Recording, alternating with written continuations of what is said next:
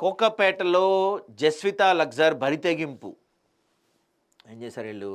జస్వితా construction అనుమతుల రద్దుకు HMDA లేఖ. గతంలో నిర్మాణాలు నిలిపివేయాలని నోటీసులు ఇచ్చిన హెచ్ఎండిఏ అనుమతులు రద్దయినా ఆగని జస్వితా లగ్జర్ అక్రమ నిర్మాణ పనులు. యథేచ్ఛగా నిర్మాణాలు చేస్తుండే పట్టించుకొని మున్సిపల్ అధికారులు. అక్రమ వ్యవహారంపై న్యాయస్థానానికి ఫిర్యాదు చేసిన కరుణ్ కోటే ప్రేమ్ కుమార్కు అనుకూలంగా తీర్పిచ్చే న్యాయస్థానం కోకాపేట సర్వే నెంబర్ 133లో గల భూమిలో జస్వితా కన్స్ట్రక్షన్ బిల్డర్స్ నిర్మాణాలకు మరోమారు కోర్టు ఆదేశాలు ఇవ్వడంతో అనుమతులు రద్దు. అక్రమ నిర్మాణాలు కూల్చేయాలని డిమాండ్ చేస్తున్న సామాజిక కార్యకర్తలు. కోర్టు ఆదేశాలు ఇచ్చినా చక్కగా ఇక్కడ నిర్మాణం అయిపోయింది, ఇంకేముందో చూడండి. జస్వితా లగ్జర్స్ కోర్టు ఆదేశాలు కూడా పట్టించుకోవట్లేదండి.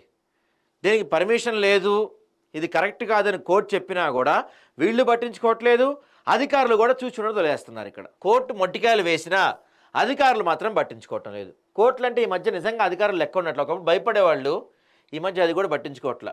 రంగారెడ్డి జిల్లా గండిపేట మండల కోకాపేట శివారులో సర్వే నెంబర్ 133లో గల భూమిలో జస్విత్ లగ్జర్ కన్స్ట్రక్షన్స్ వారు 2 సెల్లార్లు, 1 గ్రౌండ్ ఫ్లోర్, 9 అప్పర్ ఫ్లోర్స్తో రెసిడెన్షియల్ కాంప్లెక్స్ నిర్మాణం చేపట్టారు. ఇటు నిర్మాణాలకు చట్టబద్ధత లేదని కోర్టులు తేల్చెప్పినా అధికారులు మాత్రం పట్టించుకోవటం లేదు.